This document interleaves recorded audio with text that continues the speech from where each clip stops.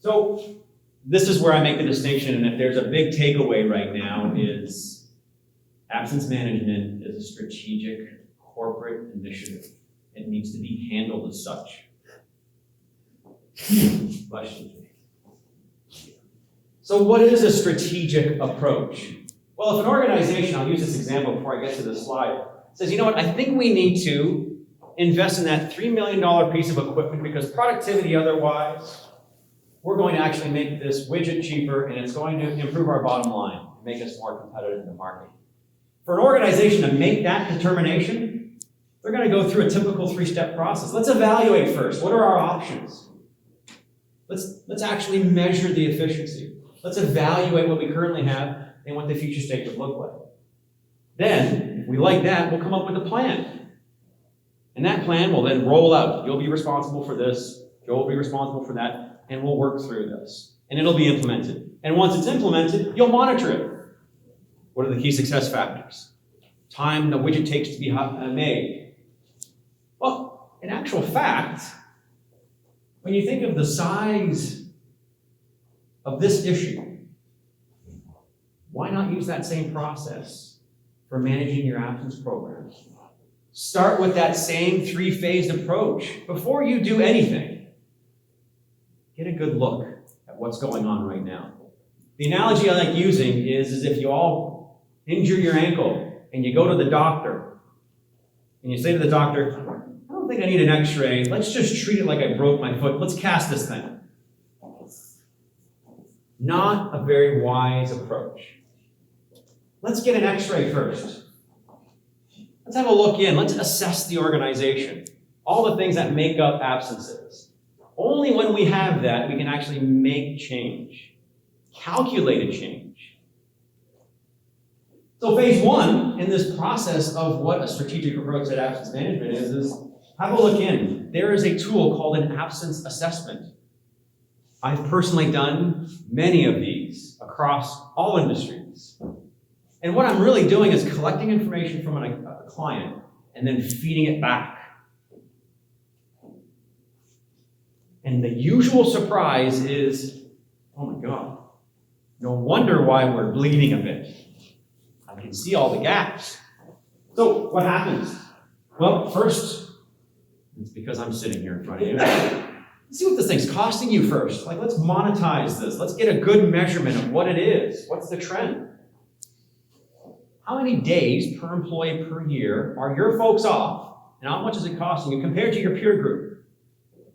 Is that valuable information? Very valuable. Second is, based on best practices, where are your biggest gaps? Maybe it's policy. Maybe it's tracking and measurement. Maybe it's just poor case management. And maybe it's training. Most importantly, everyone that's part of this program participates. Anyone who deals with absences participates in this. And what usually comes out at this stage is, yes, we're really serious about managing absenteeism. However, I don't like having the conversations. Can someone else do that for me? I don't like looking at doctors' notes.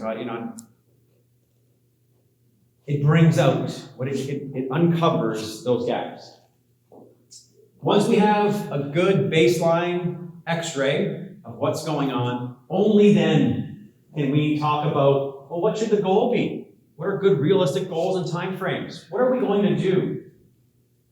How are we going to do it? And most importantly, it has to be employee-centric. The employee who is going to be absent is the most important person in this process.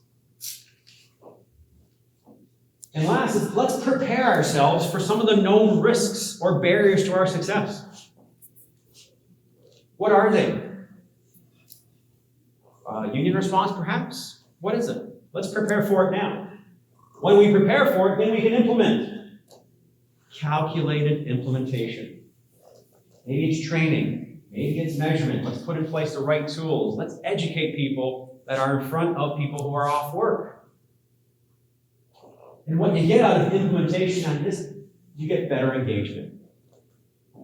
You're going to get, I'll call it the discussion. Some employees are very good at being at work. little to no attendance issues, but they look across the way and see some abuse going on, and that leaves a real sorry. No one's doing anything about Joe. Why is Joe getting through this? Why is this happening? I don't feel bad. But now once Joe gets dealt with because you're implementing a program, that at-work employee, it's a different sense of how the organization's responding to this. Same rule for everybody. We're going to deal with everything. That's the approach.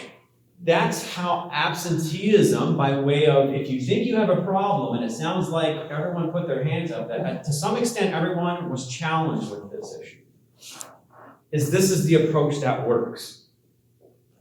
Because you're making really good decisions with good information. I want to remind you, I'm going to get into the really fun part of this presentation, where it gets really crazy.